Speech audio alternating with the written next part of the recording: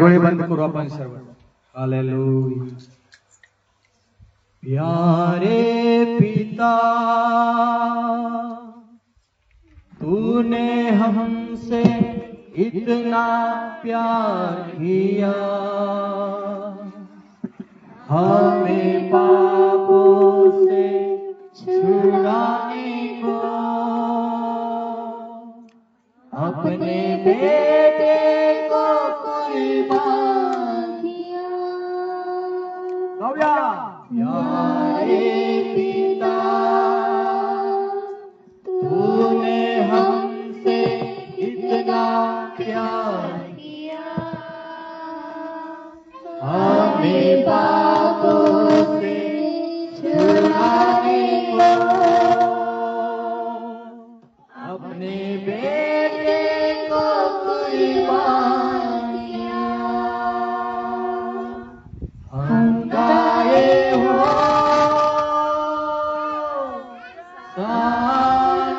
अपने हाथ उंचे करूया.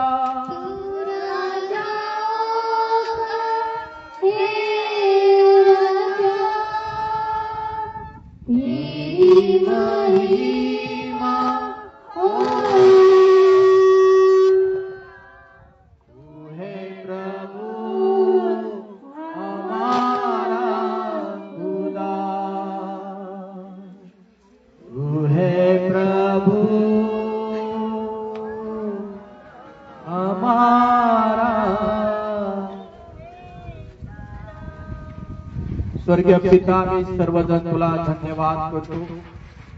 प्रभू येशूच्या पवित्र नावात तुझे आम्ही आभार मानतो.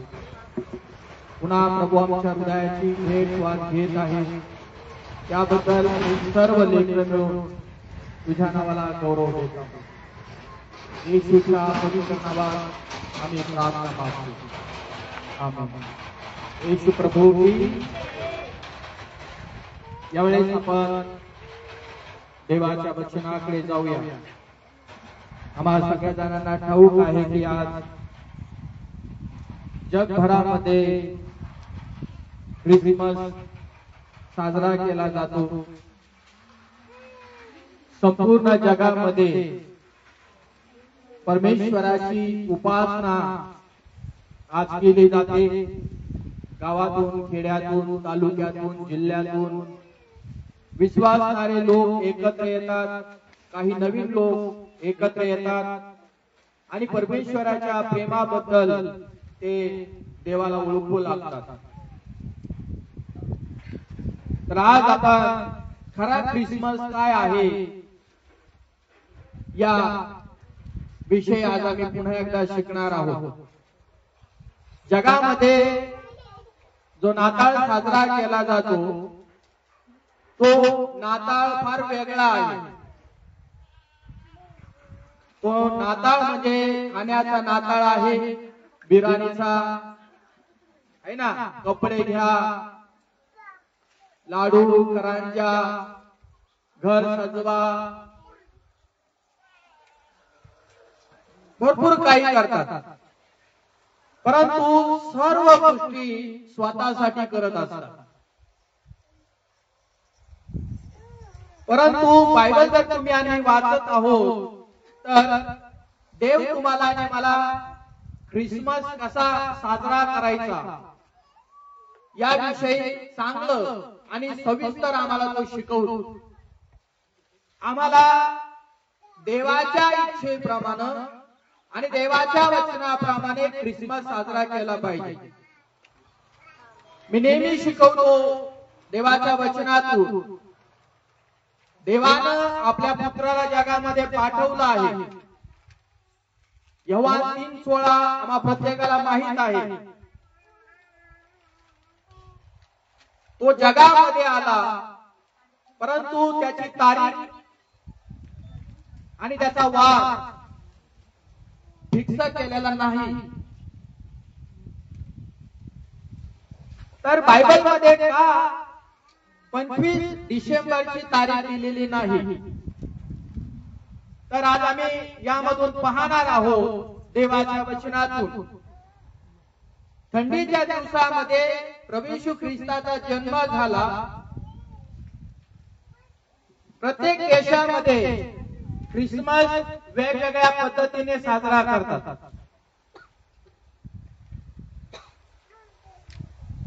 आणि ख्रिसमस जे लोक साजरा करतात, कुणी 2 महिन्याचा, कुणी 1 महिन्याचा, कुणी 15 दिवसाचा, कुणी 8 दिवसाचा, असा तो ख्रिसमस साजरा करत असतो. पण बायबलचा परमेश्वर प्रभू येशू ख्रिस्त ज्या गावामध्ये जन्मला ते इस्रायल गाव आहे. कुठलं गाव आहे? म्हणा, इस्रायल गाव आहे. आणि इस्रायल गावामध्ये प्रभू येशू ख्रिस्ताचा जन्म झाला, परंतु त्याची तारीख बायबलमध्ये सांगितली नाही. कारण बायबल सांगते तो अल्फा आहे, बायबल सांगते तो सुरुवात आहे, आणि बायबल सांगते तो शेवट आहे. म्हणून त्याच्या जन्माची तारीख पवित्र शास्त्रामध्ये नमूद केलेली नाही. मग हा प्रश्न पडतो की ज्या ठिकाणी इस्रायलमध्ये प्रभू येशू ख्रिस्ताचा त्या काळामध्ये जन्म झाला, म्हणजे जवळपास 2024 वर्ष ओलांडून गेलेले आहेत, आणि 2025 पण आता समाप्त होणार आहे. पण इस्रायलमध्ये प्रभू येशू ख्रिस्ताचा ज्यावेळेस जन्म झाला असं सांगितलं जातं, त्या ठिकाणी थंडीचे दिवस होते. आणि तुम्ही हिब्रू कॅलेंडर जर पाहिलं तर हिब्रू कॅलेंडर मध्ये असं म्हटलं गेलेलं आहे, त्या काळामध्ये तो महिना आहे मार्च आणि एप्रिलचा महिना आहे. आणि भारत देशामध्ये तुम्ही आज पाहतो थंडीचा महिना हा डिसेंबरचा महिना आहे. येशू मसीह की. तर मग फरक खूप आहे. ज्या प्रभूची आम्ही सेवा कार्य करतो तो परमेश्वर तुम्हाला आणि मला झाडाला जसं कलम केलेलं असतं, बुरीच्या झाडाला जेव्हा कलम केलं जातं, दुसरं रोप त्याला कापून असं लावलं जातं, त्यानंतर तुम्ही आम्ही पाहतो कलम केलेलं जे झाड त्या ठिकाणी लावलं जातं किंवा रोप त्या ठिकाणी लावलं जातं, त्या ठिकाणी त्या झाडाला नंतर पालवी फुटून जाते आणि त्या ठिकाणी फळ यायला दुसरं चालू होतं. तसं यहुदी लोक हे स्वतः परमेश्वराचे लोक आहेत. म्हणा आमेन. आणि ते परमेश्वराचे लोक आहेत, परंतु आम्ही प्रभू येशू ख्रिस्तावर विश्वास ठेवणारे लोक आहोत. आम्ही प्रभूचे लोक नाही, आम्ही कलम केलेले लोक आहोत. विश्वासाच्या द्वारे तुमचं आणि माझा तारण झालेला आहे. म्हणा सगळेजण आमेन. तर आज आम्हाला यातून शिकायचं आहे की मला ख्रिसमस हा सोंगाचा आणि ढोंगाचा साजरा करायचा नाही. जगातले लोक जसा ख्रिसमस साजरा करतात तसा माझा ख्रिसमस नाही, आणि बायबलचाही ख्रिसमस तसा नाही. तुम्ही आणि मी अभ्यास जरी केला तर असं म्हटलं गेलेलं आहे, पहिल्या मंडळीमध्ये ख्रिसमस हा कधी साजरा केलेला नाही. त्याचे लोक होते, त्याची सेवा कार्य करणारे लोक होते, त्यांनी ख्रिसमस कधीच सेलिब्रेशन केलेला नाही. पहिल्या मंडळीत तो उत्सव दिसत नाही. फक्त एकच सण किंवा 2 सण तुम्हाला आणि मला दिसेल जे तुम्ही आणि आज करू शकतो. एक आहे ओलांडण्याचा सण, जो संत पौल या ठिकाणी आम्हाला सांगतो, प्रभू येशू ख्रिस्ताच्या दुसऱ्या आगमनापर्यंत तुम्ही प्रभू भोजन घेत राहा. आणि आम्ही दुसरा एक सण मानतो, तो म्हणजे पेंटिकॉस्टचा सण, की लोक आज देखील पवित्र आत्म्याच्या सामर्थ्याने परिपूर्ण होत आहे. म्हणा सगळेजण आमेन. आज देखील देवाचा आत्मा त्याच्या लोकांना पवित्र आत्म्याने भरत आहे, अन्य भाषाने भरत आहे, आणि लोक त्याची सेवा जोमाने आवेशाने या जगामध्ये करण्यासाठी पुढे पुढे येत आहेत. हे 2 सण बायबल मध्ये फार महत्त्वाचे आहेत. म्हणून आज आम्ही शिकणार आहोत की मत्तेच्या शुभवर्तमानामध्ये पहिला अध्याय वचन क्रमांक 23 आपण वाचूया. काय लिहिलं आहे? थोडं वेगवेगळं तुम्हाला मी शिकवणार आहे। पहा कुमारी गर्भवती होईल, तिला पुत्र होईल, त्याला इमानुएल हे नाव देतील। ह्या नावाचा अर्थ आमच्या बरोबर देव। मला सगळं आमेन। तर ही गुड न्यूज आहे, पण ही गुड न्यूज, ही चांगली बातमी, ही चांगली वार्ता 25 डिसेंबरची नाही। ही वार्ता आहे 100% खरी आहे, मी त्यावरती विश्वास ठेवतो। परंतु बायबलच्या वचनात लिहिलेलं आहे मरियेला त्याने शब्द दिला होता। आमेन। तर मरियेने ख्रिसमस, इंग्लिश मध्ये घेऊ आपण, ख्रिसमस कसा साजरा केला? कुणी सांगू शकतो? हे सांगा, मरियेने ख्रिसमस साजरा कसा केला?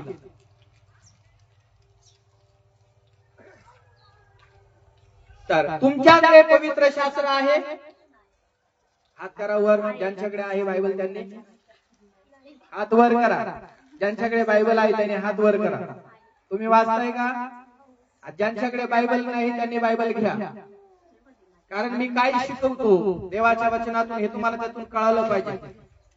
तुम्ही त्याची स्टडी घरी जाऊन करायची किंवा ते तुम्हाला वाचता आलं पाहिजे, नाही तर मी मान हलवीत आणि तुम्ही पण नंदीबाईला सारखं करू नका। म्हणा आमेन, म्हणा नंदीबाई मी होणार नाही, आणि म्हणा जोरात मी नंदीबाई होणार नाही, तर बायबलच्या वचनातून मी शिकेन। तर आता तुम्ही आम्ही पाहतो की बायबल मध्ये तुम्ही आम्ही वाचत असताना नाताळ शब्द का आला नाही?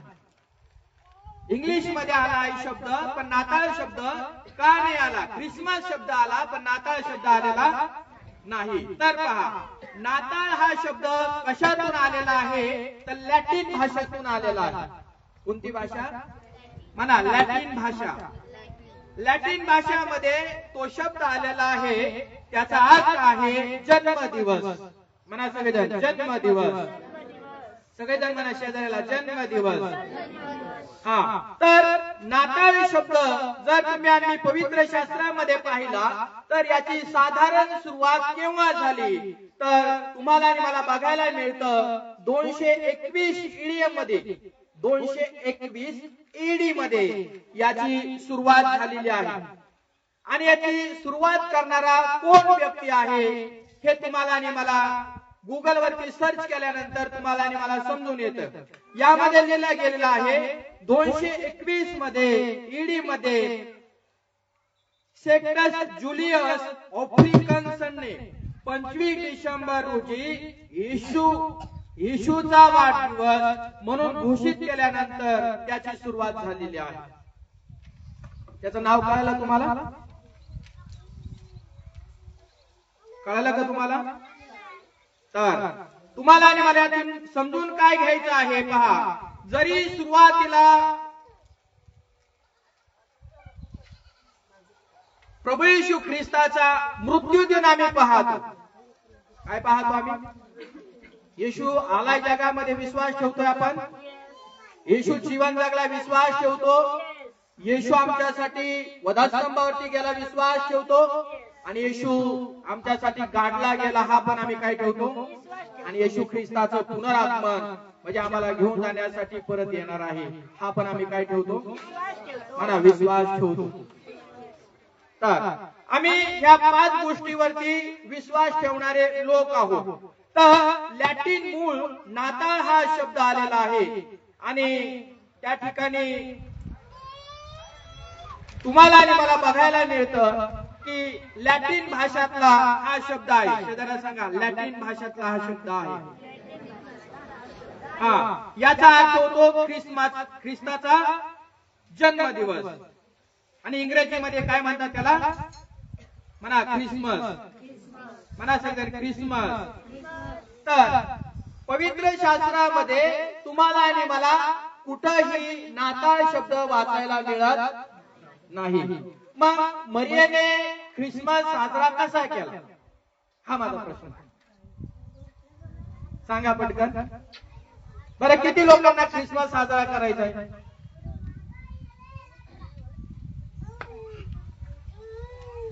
हात वर कर, ज्यांना करायचं त्यांनी करा. मी तुम्हाला शिकवतो ख्रिसमस कसा साजरा करायला पाहिजे.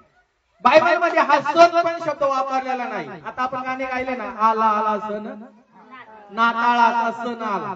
हे गाणं सोपं आहे, पण बायबलच्या वचनात तो सण नाही.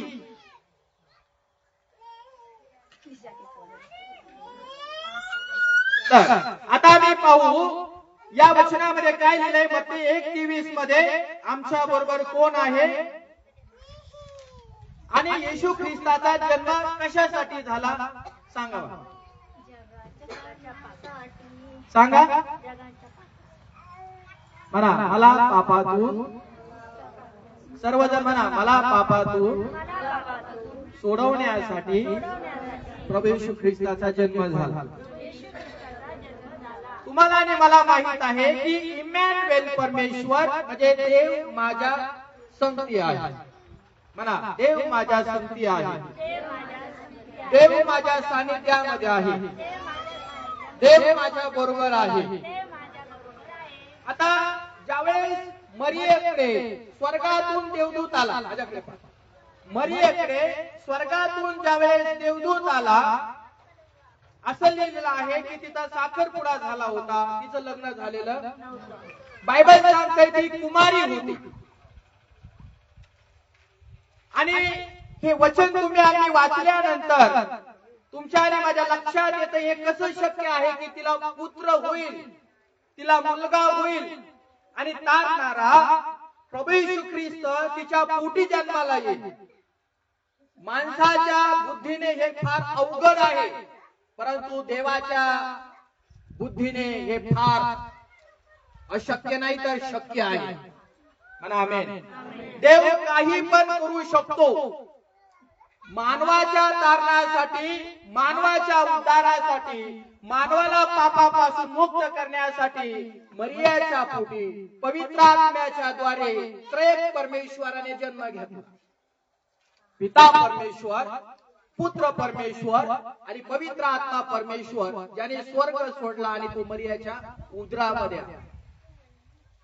पण ज्यावेळेस देवदूताने निरोप दिला त्यावेळेस मरिया गडबडली असं लिहिलं आहे. ती धार्मिक होती पहा त्या काळात, ती विश्वास होती पहा, ती देवाचं भजन पूजन करणारी होती, ती देवाची आराधना करणारी होती, ती देवाचं भय धरणारी होती, ती देवाच्या मंदिराला जाणारी होती. आज तुमच्यातली मरिया देव शोधत आहे, कारण ख्रिस्ताला तुमच्या अंतःकरणामध्ये जन्म घेऊन अनेक लोकांना ख्रिस्ताचा जन्म त्यांच्या हृदयामध्ये करून द्यायचा आहे.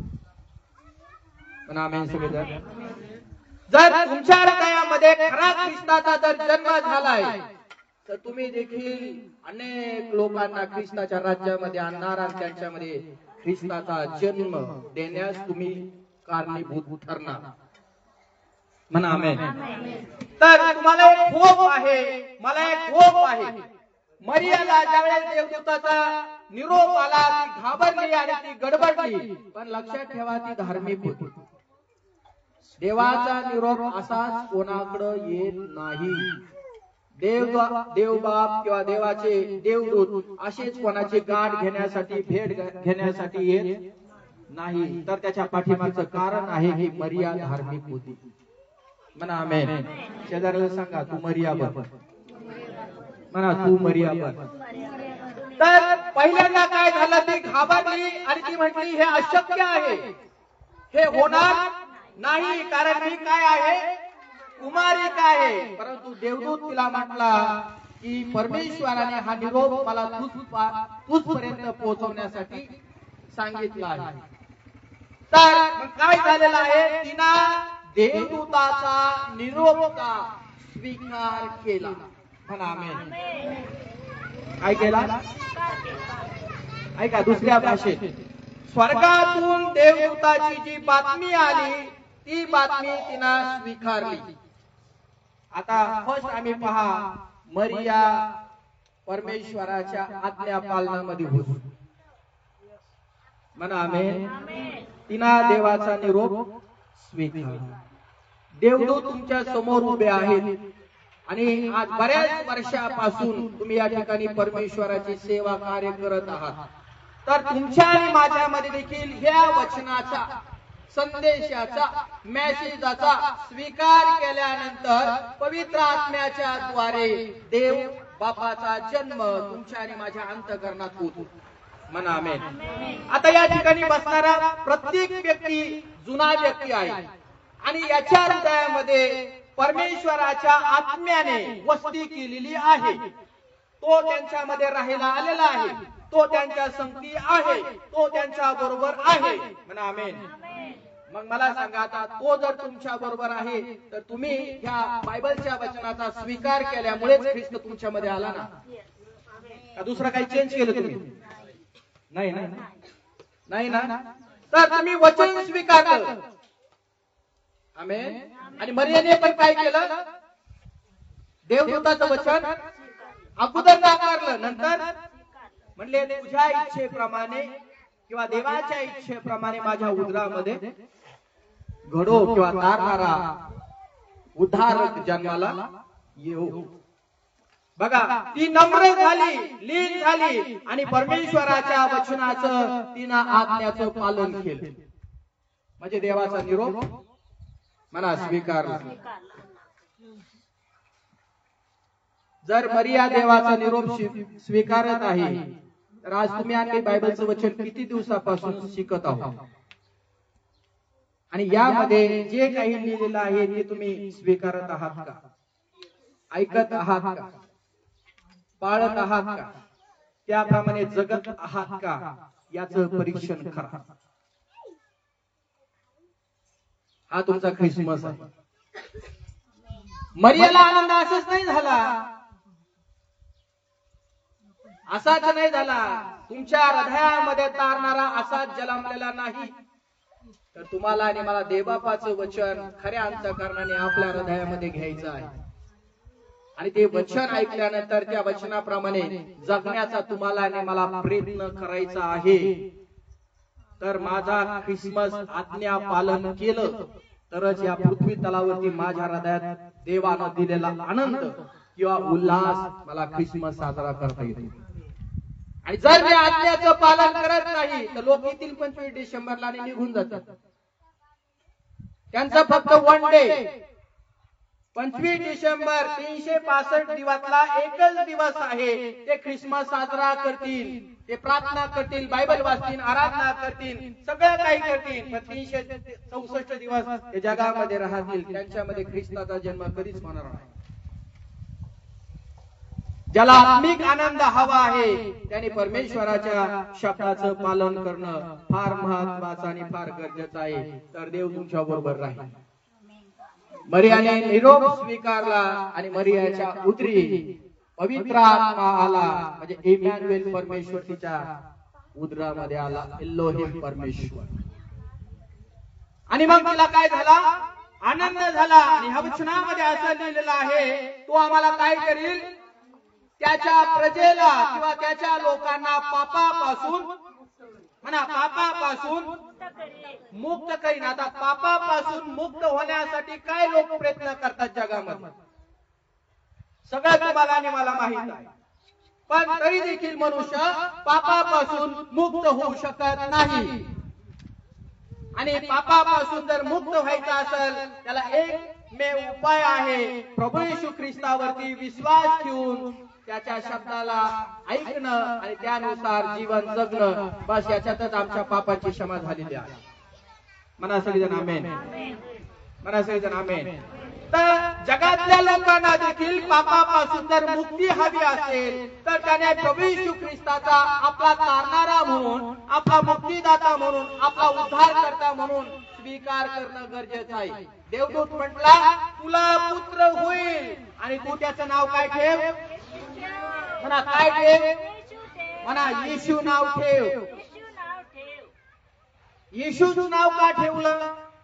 येशूचं नाव कशामुळे ठेवलं? येशूच्या नावात तारण आहे. काय खात्री, काय गॅरंटी? फक्त पवित्र शास्त्र बोलत नाही, म्हणा पवित्र शास्त्र बोलत नाही, तर जगामध्ये जेवढे भारतीय ग्रंथ आहेत त्या भारतीय ग्रंथांमध्ये देखील प्रभू येशू ख्रिस्ताच्या जन्माविषयी, मृत्यूविषयी, टोटली गोष्टीविषयी वर्णन केलेलं आहे. म्हणा आमेन सगळे. सगळ्या जर ग्रंथामध्ये प्रभू येशू ख्रिस्ताचं जर वर्णन केलेलं आहे किंवा त्याचं लिहिलं गेलेलं आहे, ऋग्वेद, सामवेद, अथर्ववेद आणि यजुर्वेद, अजून काही पुस्तक आहे त्याच्यामध्ये प्रभू येशू ख्रिस्ताबद्दल लिहिलं गेलेलं आहे, तर मग आता तुम्ही विचार करा, तारणारा त्यांच्या ग्रंथामध्ये पण आहे, तारणारा बायबल मध्ये पण आहे, तारणारा कुराण मध्ये पण आहे, तारणारा वेदांमध्ये पण आहे, सगळीकडे लिहून ठेवलेला आहे, पण तारणारा अजून लोकांना का कळाला नाही, हा प्रश्न आहे.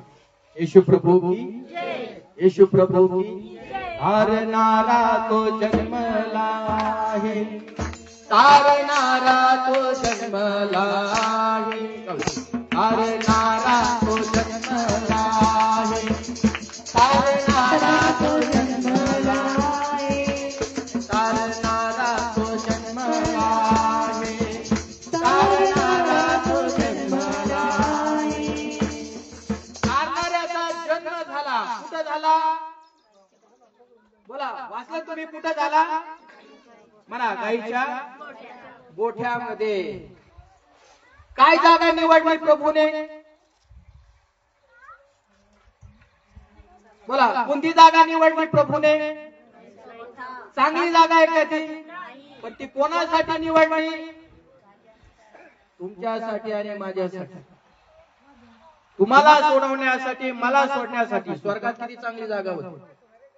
स्वर्ग सोडू प्रभू येशू ख्रिस्त या भूमीवरती आला आणि त्याने या ठिकाणी तुम्हाला आणि मला पापापासून मुक्त करण्यासाठी, त्याच्याही लोकांना आणि जगामध्ये जेवढे मानव आहेत त्या सर्व लोकांना पापापासून मुक्त करण्यासाठी त्याने बायबलच्या वचनात दिले, गाईच्या गोठ्यामध्ये जन्म घेतला.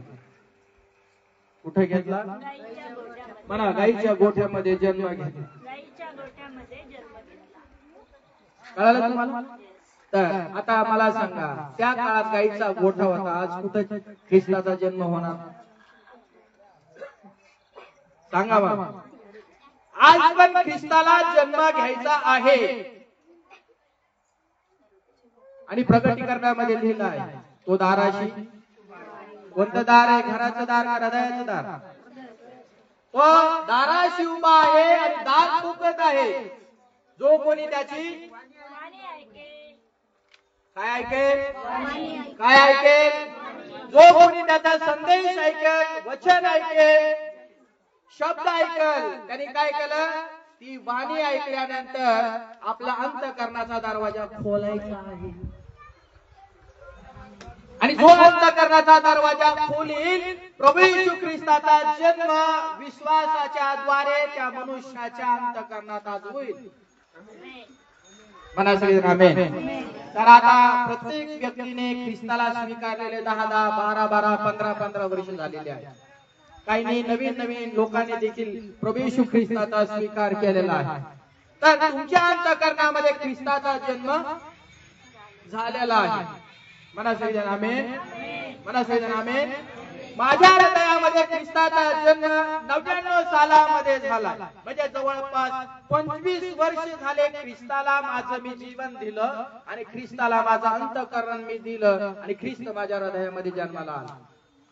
पुन्हा जन्माला येणार नाही, तू एकदाच येतो जन्माला. म्हणा आमेन. म्हणा आमेन. मरियाच्या पोटी एकदाच तो जन्माला आलाय, पुन्हा आलेला नाही. तुमच्या आणि माझ्या अंतःकरणात एकदाच तो जन्माला येईल, पुन्हा तो जन्माला येणार नाही. लक्षात ठेवा. किती लोकांनी आपलं हृदय देवाला दिलंय? दिलाय? जर देवाला तुम्ही हृदय दिलं तर तुमच्या हृदयामध्ये तो राहायला आलेला आणि तो इमॅन्युएल परमेश्वर आहे. म्हणा आमेन. तर मरियाने चांगल्या प्रकारचा नाताळ साजरा केला, आज्ञाचं पालन करून. म्हणा सगळेजण आमेन. तर देवाच्या वचनात पुढे आम्ही पाहतो लुकाचं शुभवर्तमान याचा पहिला अध्याय आणि 26 वचन.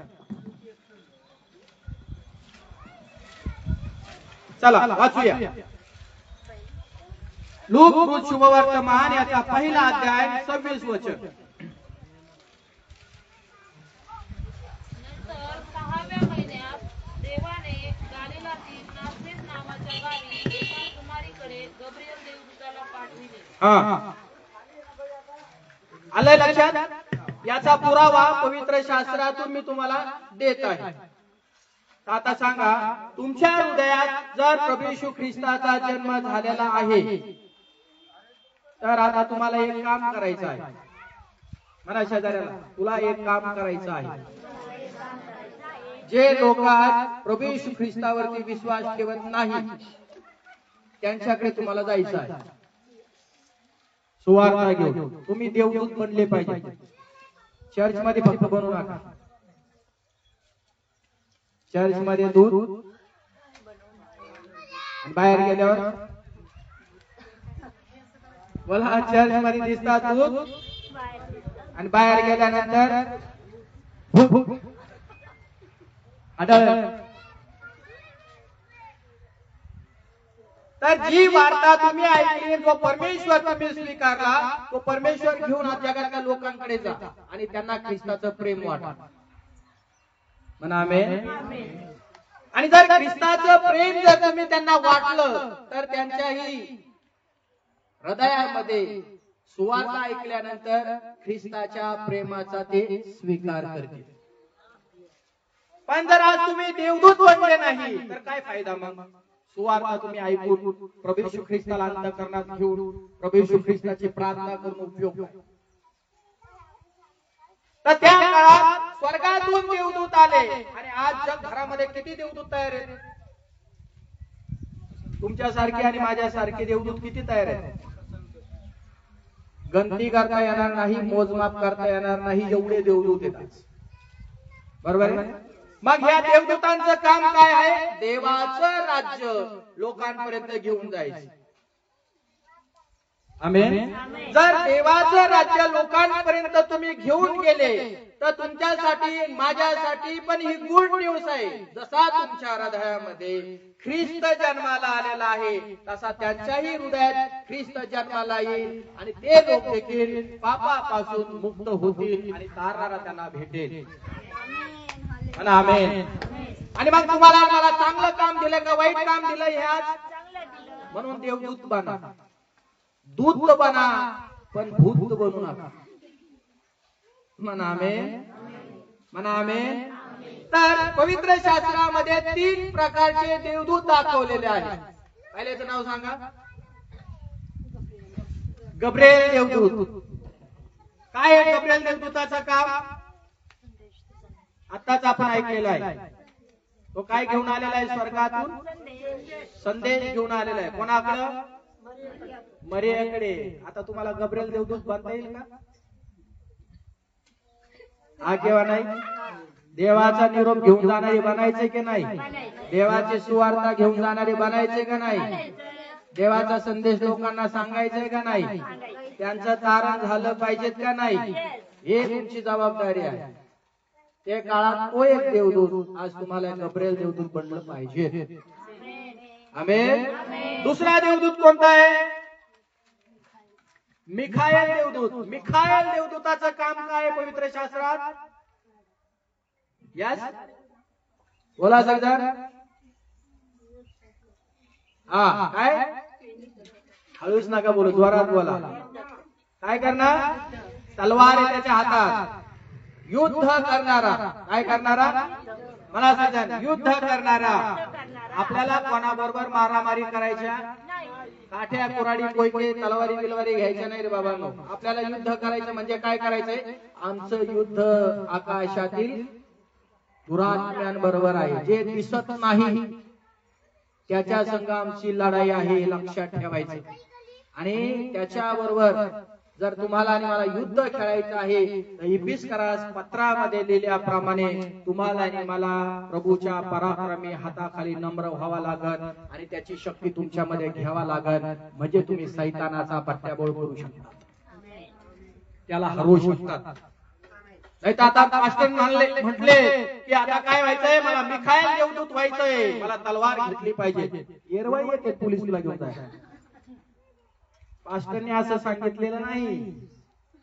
तुला जेलमध्ये पास्टर टाकणार नाही. चुकीचा वचनाचा अर्थ घ्यायचा नाही.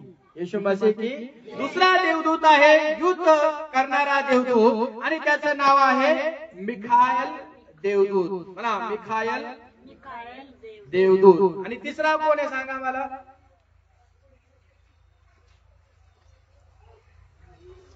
कोणाला येत असेल तर सांगा. ओके, दोन तर लक्षात ठेवा. तिसरा नाही. अरे तुमच्या आणि माझ्या वाटोळ्यावर बसलेला कोण आहे? अरे तुम्ही विसरलाय त्याला? वा, स्वतःसाठी काय वाजल्या पाहिजे मग.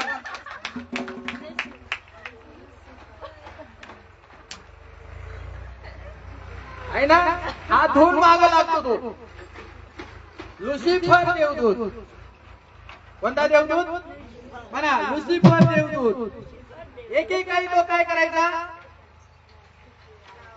बोला काय करायचं स्वर्गामध्ये? स्तुती आणि आराधना. तुम्हाला आणि मला माहिती नाही स्टोरी. बर, देवाची स्तुती आराधना करणारा देवदूत किंवा लुसिफर खाली का टाकला गेला तुम्हाला माहित आहे? बरोबर आहे ना? तर आता तुम्हाला आणि मला देवदूत बनायचं आहे.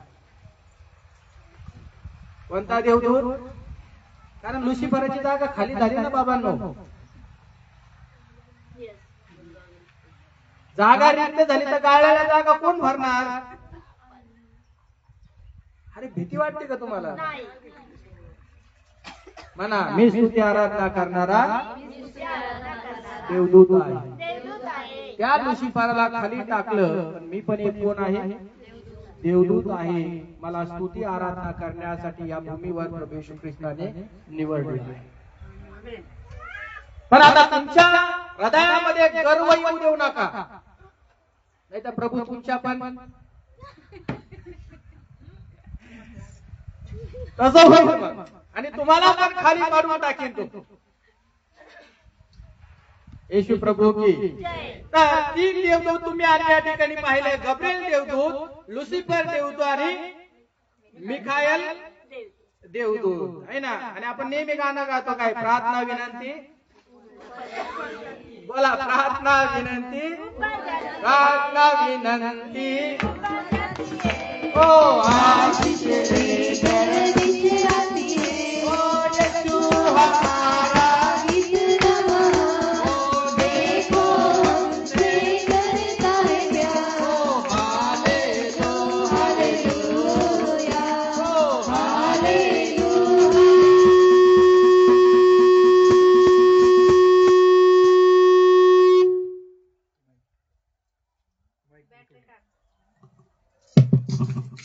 देवाच्या पवित्र नावाला पुन्हा टाळ्या वाजवून धन्यवाद. आम्हाला तीन देवदूत बनण्याचा या पृथ्वी तलावरती चान्स आहे. म्हणा आम्ही तीन देवदूत बनण्यासाठी तयार आहोत. मी संदेश घेऊन जाईल, मी देवाची स्तुती आराधना करेन, आणि प्रभू येशूच्या नावात कोणाला हरवीन आणि लोकांना बंधनातून. मला तिन्ही देवदूताची भूमिका या पृथ्वी तलावरती करण्यासाठी देवाने कृपा दिलेली आहे. मग आता काय कमी तुमच्यामध्ये सांगा मला. चला दुसरी गोष्ट आहे मरियाचा हजबंड. त्याचं नाव काय आहे? येशू. कुठे लिहिलेलं आहे? मत्तेच्या शुभवर्तमानामध्ये पहिला अध्याय आणि 19 वचन. काय लिहिले वाचा. फार मोठं आहे पण आपण शॉर्टकट मध्ये पाहूया. चला.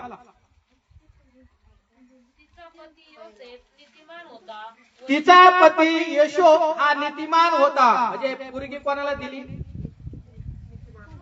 चला सांगा मला, मर्या कोणाला दिली होती, कोणाच्या गळ्यात घातली होती? लो माझ्याकडे बघा, मर्या कोणाच्या गळ्यात घातली होती? आपल्या पोरी कोणाच्या गळ्यात घालतात? कोणती बायको करू द्यायची नाही, ध्यानात ठेवा. इथं सावधान, कोणताही नवरा तिला करू द्यायचा सावधान. इथं काय लिहिलं आहे? जोडपं कसं दाखवलंय? जोडपं कसं दाखवलंय? त्यांचा विवाह कसा दाखवलाय? हे लक्षात ठेवा. मग तुम्ही भक्तीला येतात, प्रार्थनेला येतात, तर आपला भविष्यातला जोडीदार किंवा भविष्यातली आपल्याला जी हवाबाई पाहिजेत ना, ती कशी पाहिजे? नीतिमान म्हणजे काय?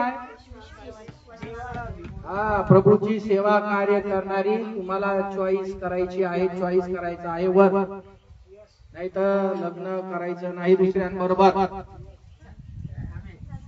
घरात गोंधळ होईल, जागरण गोंधळ. समजने वाले को इशारा काफी आहे. तर यशोब हा देखील काय बायबलच्या वचनात लिहिला आहे? म्हणा नीतिमान होता, म्हणा सगळ्या नीतिमान होता, आणि म्हणा सगळ्या. आणि यशोबाने आपले जीवन देवाला समर्पित केले होते, म्हणून त्याला काय म्हटलं आहे? यशोब देखील आज्ञाचं पालन करणारा होता, म्हणून त्याला काय म्हटलेलं आहे? नीतिमान. बरोबर आहे? म्हणायचं आमेन. तर आता बघा, फार मोठी स्टोरी. एका क्षणात जर सांगायचं ठरलं तर मर्या गर्भवती राहिली आणि त्याला ही बातमी समजली, तर क्षणामध्ये मनुष्य प्राणी या नात्याने त्याने झटकन पटकन असा निर्णय घेतला की मर्याला मला सोडचिठ्ठी द्यायची होती. का सोडचिठ्ठी विश्वासू लोकांना? मेसेज कुठेतरी फिरलाय बरं. सगळ्यात जास्त जर तुम्ही आणि जरी पाहिले ना, तर विश्वासू लोकांचं कोर्ट कचेरीमध्ये जास्त भांडण चालू आहे, आणि बायबल त्याला परवानगी देत नाही. ध्यानात ठेवा. एका क्षणामध्ये धार्मिक असून देखील एका क्षणामध्ये येशूच्या मनामध्ये आपल्या होणाऱ्या पत्नीला टाकून देण्याचा विचार त्याने आणला. मला ती पत्नी करायची नाही, कारण अगोदरच ती काय राहिलेली आहे, पण ती कशामुळे गर्भवती राहिलेली आहे हे येशूला माहित नाही अजून. आपल्या चित्र डोळ्याच्या समोर आणायचे गोष्टीचं. तर असं लिहिलेलं आहे, पुन्हा गब्रिएल देवदूत काय झालेलं आहे? हा, स्वप्नात बोलला का समोर येऊन बोलला? हा, काय म्हटलं तो स्वप्नात आल्यानंतर? यशोबा, तुझ्या पत्नीला, होणाऱ्या पत्नीला जे बाळ होणार आहे त्या बाळाचा तू स्वीकार कर. काय कर? स्वीकार कर, कारण तिच्या पोटी जो पुत्र जन्माला येणार आहे, बाळ जन्माला येणार आहे, तो जगाचा उद्धारक आहे, जगाचा तारणार आहे, जगाचा मुक्तीदाता आहे. ती पापी नाही. ज्यावेळेस यशोब या ठिकाणी स्वप्न पाहत होता आणि त्याने हा विचार केला होता की माझ्या पत्नीला मला सोडून द्यायचं आहे, टाकून द्यायचं आहे, आणि ज्यावेळेस तो स्वप्नामध्ये तिने ही गोष्ट पाहिली, देवाच्या वचनामध्ये लिहिलं आहे, त्याने आपला निर्णय बदलला. काय बदलला? बोला, काय बदलला? बोला सगळ्यांनी, काय बदलला? हा, येशोबाने आपले जीवन जसे देवाला दिलेले आहे, तसा आज हा विचार करा, येशोबाचा निर्णय कशामुळे बदलला. जर विचार करा, तो देवाचा धार्मिक मुलगा नसता तर देवाचा आत्मा किंवा देवाचं स्वप्न दृष्टांत त्याला झालं असतं का? आणि मग येशोबाला आणि दोघांमध्ये काय झालं असतं? आणि खेळणारा कोण आहे दोघांच्या मध्ये? लक्षात ठेवा, समजून घ्या फॅमिलीने देखील. आणि मग देवाच्या वचनाचं त्याने शब्द ऐकल्यानंतर, स्वप्न पाहिल्यानंतर त्याने त्या स्वप्नाचा काय केलेला आहे? स्वीकार केलेला आहे. म्हणजे त्याने जे काही देवाच्या दर्शनामध्ये पाहिलं असं लिहिलेलं आहे, त्याने ते स्वप्न पाहिल्यानंतर देवदूत जे त्याच्या संग बोलला आहे त्याने ते ऐकलं आणि आपल्या पत्नीला सोड चिठ्ठी देण्याचा त्याने डोक्यातून काढून टाकलं. म्हणा आमेन. तलाक राहिला का झाला? धार्मिक लोकांचा तलाक का होतो? आपल्या समोर गोष्ट हे झालं नाही पाहिजे. का होतं याचे कारण आहे. आणि जर तुम्ही धार्मिक आहात तर तुमच्यामध्ये फाटाफूट होऊ शकत, कारण तुमच्या संग बोलणारा देवाचा आत्मा आहे, देवाचं वचन आहे, देवाचा सेवक आहे, देवाच्या वचनातून तो तुमच्या संग बोलत आहे. आणि जर तुम्ही देवाचं भय धरत आहात, येशू देवाचं भय धरणारा मनुष्य. जर तुमच्यामध्ये देवाचं भय आहे, तुमच्यामध्ये जर देवाची भीती आहे, तर तुम्ही देवाच्या निरोप आल्यानंतर तुमच्या मनामध्ये काय झालं पाहिजे लक्षात ठेवा.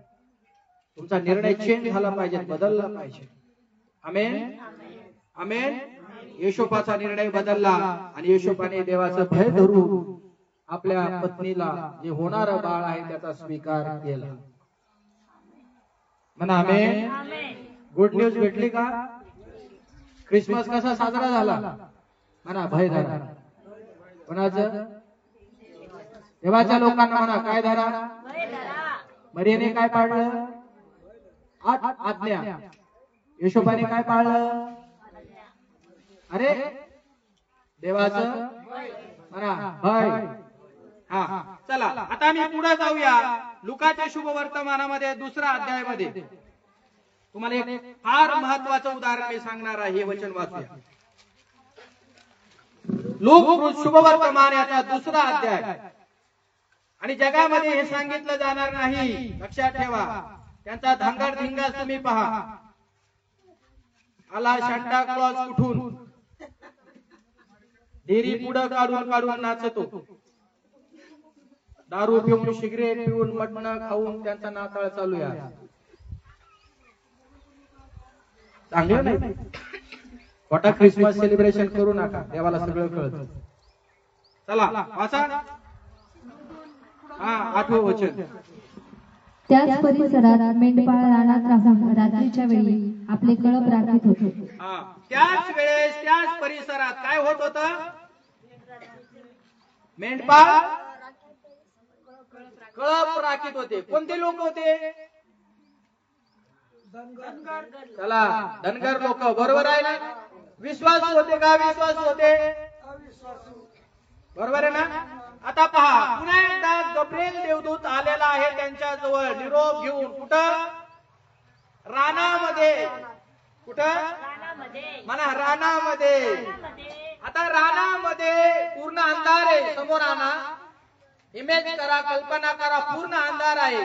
स्वर्गातून लखलखीत प्रकाशित देवदूत स्वर्गातून उतरला त्यांच्या जवळ. असं सांगितलं गेलं की मेंढर रात्रीच्या वेळेस चारा खायला लागली. काय खायला लागली? काय खायला गेली?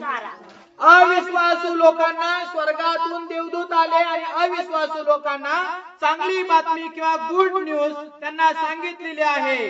आणि तुम्ही आम्ही पाहतो त्यांना बातमी दिली की तारणारा तुमच्यासाठी कुठे जन्मला आहे?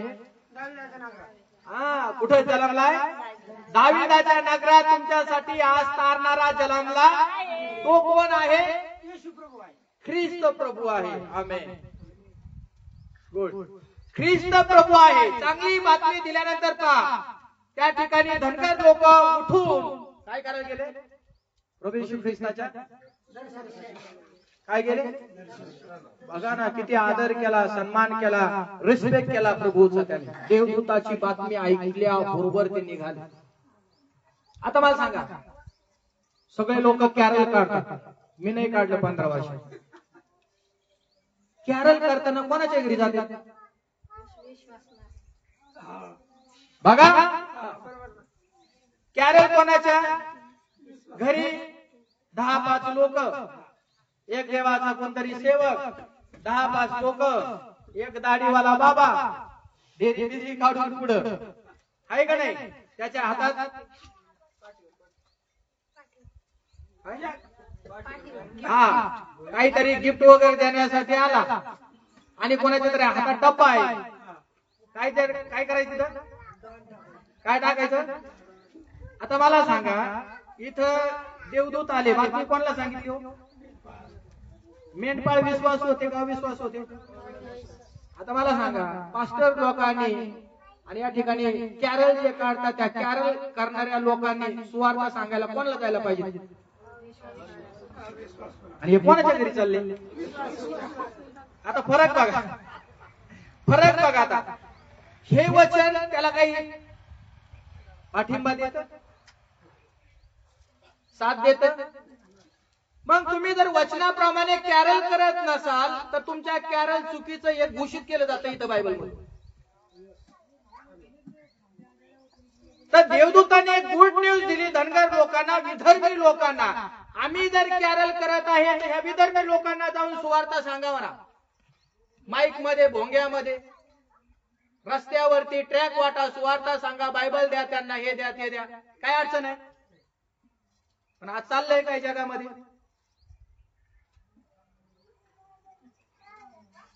फरक आहे, फार मोठा फरक आहे. इथं तरी नाताळ चुकलाय त्यांचा. म्हणजे फक्त आपलं कुटुंब बघायचं, आपलं घर पाहायची, आपली मंडळी पाहायची, तिथंच जायचं आणि बाकीचे लोक नरकात गेले तरी चालतात. असंच आहे ना, फार गंभीर आहे.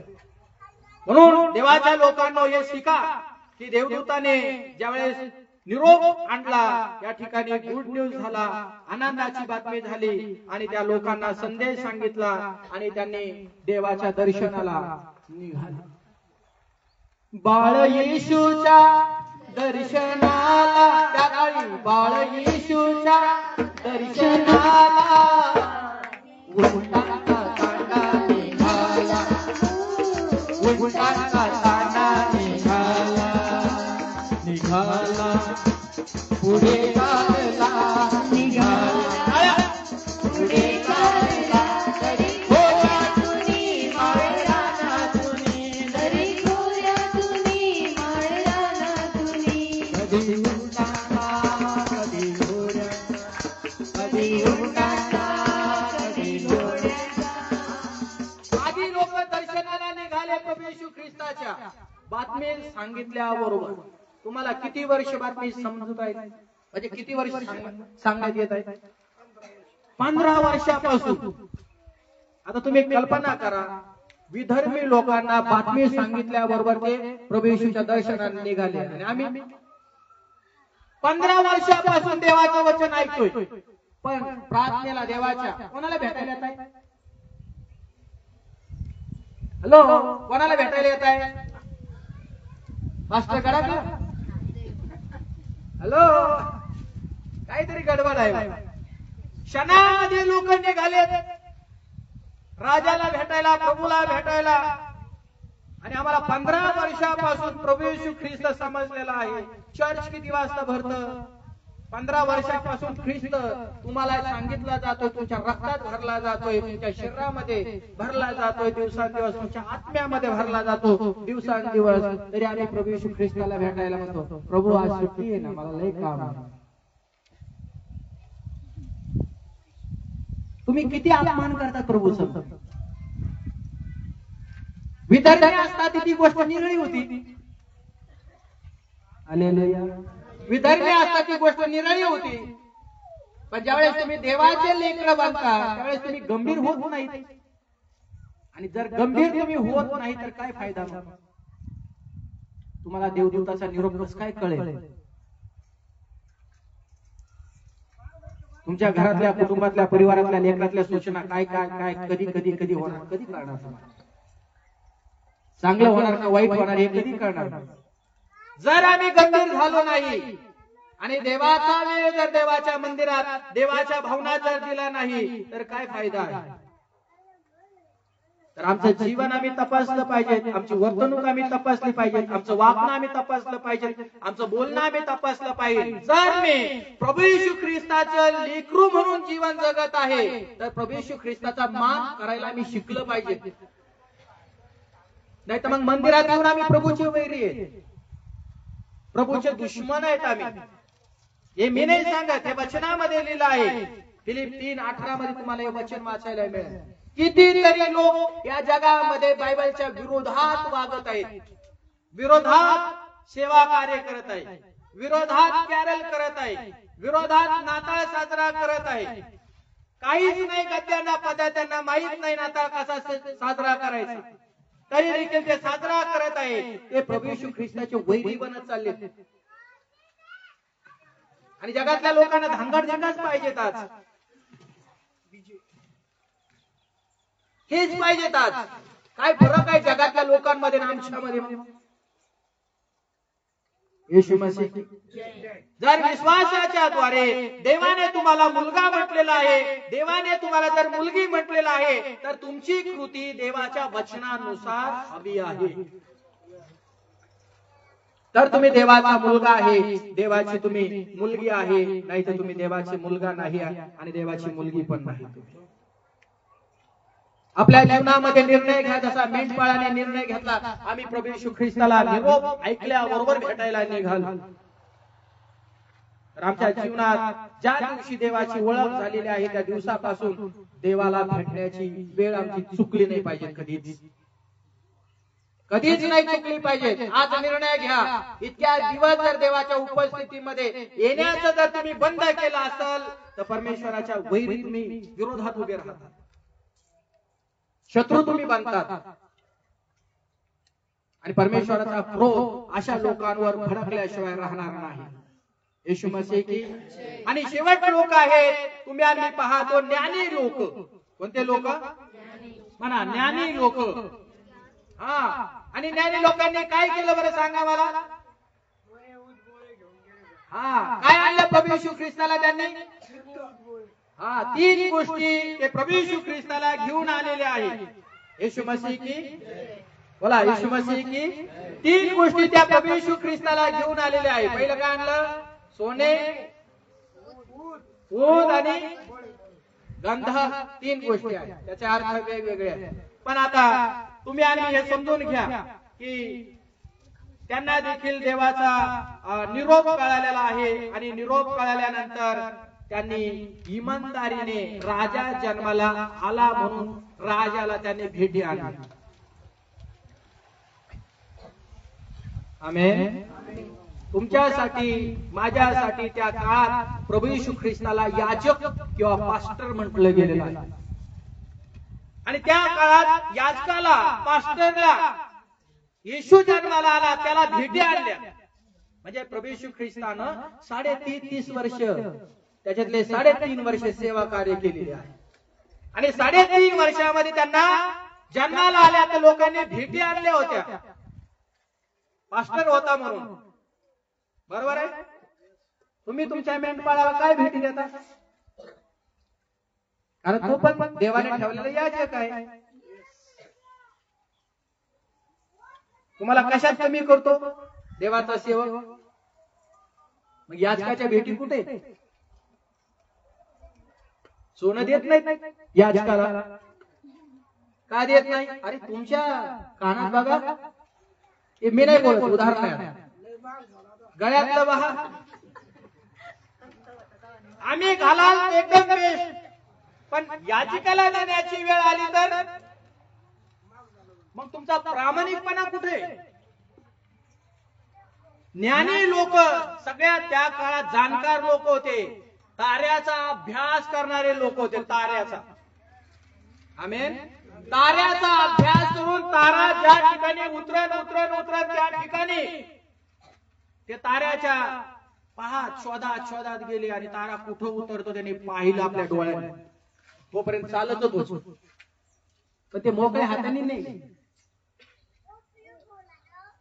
आमेन. तुम्ही प्रभू येशू ख्रिस्ताला इथे भेटायला आले, तुम्ही मोकळ्या हाताने येत का?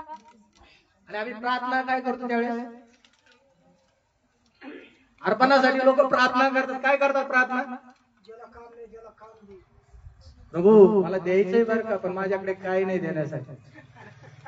तुम्ही देवाच्या मंदिरात रिकाम्या हाताने येताय आणि बाजारात जाताना हॅलो म्हणजे बाजारात जायच्या टायमाला, दुकानात जायच्या टायमाला, कपड्याच्या दुकानात जायच्या टायमाला काय काय घेऊन जात नाही सांगा? 2000 न्यायचे तर 5000 नेताय तुम्ही. एवढे प्रामाणिक इमानदार आहे, कमी पडले तर दुकानदार एखादी वस्तू ठेवून घेईन, देणार नाही आम्हाला. मग तुमचा इमानदारपणा कुठे? जर तुम्ही प्रभूची सेवा कार्य करतात, तो जर याजक आहे तर याजकाला तुम्ही काय गिफ्ट आणलेलं आहे? फर्स्ट आहे तुमचं हृदय जर तुम्ही देवाला दिलेलं आहे. दुसरी गोष्ट आहे ज्ञानी लोकांनी त्या प्रभू येशू ख्रिस्ताला बक्षीस दिले. हालेलुया. आणि 3 प्रकारचे बक्षीस त्या ठिकाणी तुम्हाला आणि मला दिलेले पहा. आपल्या याचकाला आपल्या पगारातून, आपल्या कष्टातून, आपल्या कमाईतून जे काही तुम्ही कमावता, जर तुम्ही प्रामाणिक असाल प्रभू बरोबर, तर हा याजक देवाचा सेवक तुमच्यासाठी प्रभूने ठेवला आहे. तुम्ही ज्यावेळेस त्याचा मान करतात त्यावेळेस माझा मान करतात, माझा मान करतात म्हणजे त्याचा मान करतात. तुम्ही ज्यावेळेस मला देतात ना, तुम्ही मला देत नाही, तुम्ही कोणाच्या नावाने देतात? प्रभू येशूच्या नावाला देतात. आणि प्रभू येशूच्या नावात तुम्ही देतात, तुम्ही त्याला करतात, ते मला करत नाही. आपण तुमच्यात प्रामाणिकपणाच नाहीये तर तुमची सेवा व्यर्थ आहे. मग ज्ञान घेऊन फायदा काय 15 वर्षाचा? उपयोग काय ज्ञान घेऊन 15 वर्षाचा तुमचा आणि माझा? फेल गेलं तुमचं जीवन 15 वर्ष. तुम्ही जर देवाच्या राज्यासाठी जर पेरत नसाल, तर देवाच्या सेवकासाठी देत नसाल तर. येशू मसीह की. आता एक उदाहरण बघा. तारा उतरला आणि ज्या ठिकाणी तारा उतरला त्या ठिकाणी प्रभू येशू ख्रिस्ताच्या डोक्यावरती सम सम सम सम प्रकाश. शेवट आहे का बघा, काय महत्वाचं आहे? प्रकाश चमकला. तर आता सगळे लोक घरावरती काय लावलाय त्यांनी? बोला ना, काय लावलाय? बरोबर ना, स्टार लावला ना. मग काय दाखवायचं याच्यातून? बघा, यवनाच्या पुस्तकात मध्ये म्हटलं तर तुम्हाला मला वाचायला मिळतं. तो कोण आहे? प्रभातेचा, पहाटेचा तारा त्याला म्हटलं गेलेलं आहे. बरोबर आहे. पहाटेचा तारा ज्यावेळेस 25 डिसेंबर येतात, लोक घरावरती स्टार लावतात, चौकामध्ये स्टार लावतात आणि शुभेच्छा देतात. नाताळ व नवीन वर्ष तुम्हाला सुखाचे जाऊ. घरावरती लावतात, त्याच्यामध्ये लाईट लावतात आणि तो स्टार सगळ्या लोकांना दिसतोय. बरोबर आहे की नाही? वाह, किती चांगली गोष्ट आहे, आनंदाची गोष्ट आहे. पण एकच दिवस तुमचा स्टार तुम्ही लावतात का? पण तो स्टार म्हणजे कोण आहे? बायबलच्या वचनात लिहिलंय, पहाटेचा तारा, तो तुमच्या आणि माझ्या हृदयात वचनाच्या द्वारे आला, तो प्रभू येशू ख्रिस्त आहे. जरी घरावर तुम्ही स्टार लावा किंवा नका लावू, त्याला काही फरक नाही पडत. पण तो स्टार आमच्या अंतःकरणात आला तर तुम्ही पण स्टार व्हा ना. हे हिरो झाले. मी स्टार म्हटलो ना, हिरो व्हा. हिरो हिरो व्हा. आता ज्या महिला वगैरे त्यांनी हिरोईन व्हा. वो लगा के मत हो जाओ, हिरोईन व्हा. अरे ऐश्वर्या रॉयला काय पाहतात? हेमा मालिनीला काय पाहतात बाबांनो? आहे का नाही? तुमच्यामध्ये जो प्रभातेचा तारा आलेला आहे, तो स्टार जर तुमच्यामध्ये आला तर तुमच्यापेक्षा या जगामध्ये स्टार कोण आहे हेच आम्हाला अजून समजा. येशू प्रभू की. खूप आहे शिकण्यासाठी. एक उदाहरण तुमच्या समोर मी मांडत आहे आणि हे फार महत्वाचं उदाहरण आहे. स्वामी विवेकानंद किती लोकांना माहित आहे? कोण होते सांगा बरं?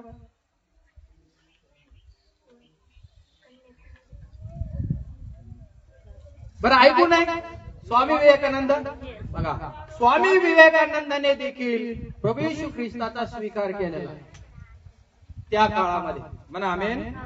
त्यांची स्टोरी खूप मोठी आहे, पण थोडक्यामध्ये ते काय म्हटलेलं आहे त्यांच्याकडे आपण लक्ष देऊया. पहा, त्यांच्या 110 ग्रंथावलीमध्ये असं म्हटलं गेलेलं आहे किंवा नमूद केलेलं आहे, ख्रिस्त हे ईश्वर होते, ते म्हणतात बरं का. दुसरे म्हटले, त्यांनी मनुष्य रूप धारण करून ते सद्गुण ईश्वर आहेत. सद्गुण म्हणजे म्हणा सद्गुण, चांगले आचरण, चांगल्या गुणांनी भरलेले प्रभू येशू ख्रिस्त परमेश्वर आहे. येशू ख्रिस्तांची त्या मानवी रूपात ईश्वर म्हणून येऊन आपण उपासना करावी ते त्या काळात जगातल्या लोकांना आव्हान देत आहे. तुम्ही काय करा? प्रभू येशू ख्रिस्ताची उपासना करा, आराधना करा, सेवा कार्य करा. तुम्हाला मुक्ती पापापासून हवी असेल तर ख्रिस्ताला तुम्ही चिटकून राहा. वाव, म्हणा सगळेजण आमेन. ख्रिस्ताला तुम्ही काय राहा? म्हणा चिटकून राहा. आणि आम्ही फक्त 25 डिसेंबरला आलो तर पुढे असं लिहिलंय, तुम्ही ख्रिस्ताला मनुष्य समजत असाल तर त्याची उपासना तुम्ही करू नका.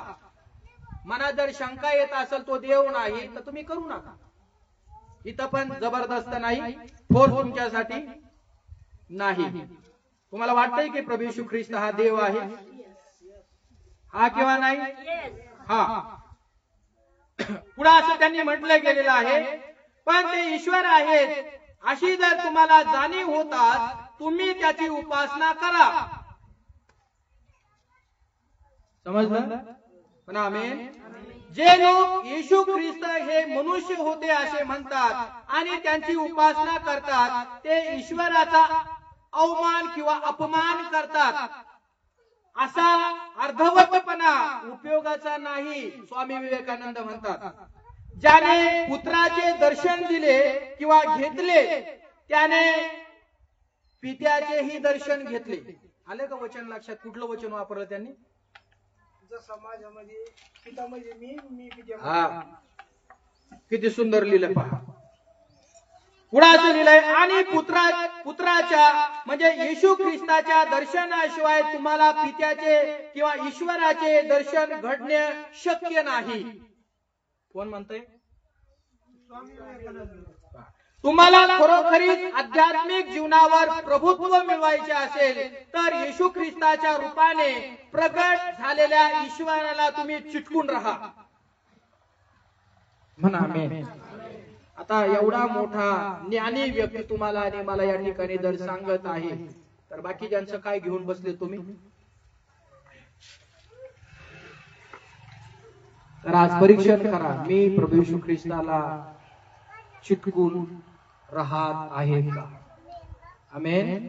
जोपर्यंत प्रभू येशू ख्रिस्त येत नाही देवाच्या लोकांना चिटकून राहा. नाताळ येईल, शेवट सांगेल नाताळ जाईल. कॅलेंडर येत, कॅलेंडर बदलेल, पण येशू काल आज आणि युगानुयुग तो तुमच्या बरोबर, तो माझ्या बरोबर, तो तुमच्यात, तो माझ्यात सदा सर्व काळ एकच. त्याला चिटकून चला प्रार्थना करू. आपण डोळे बंद करू. देवाला आपण धन्यवाद. आमेन.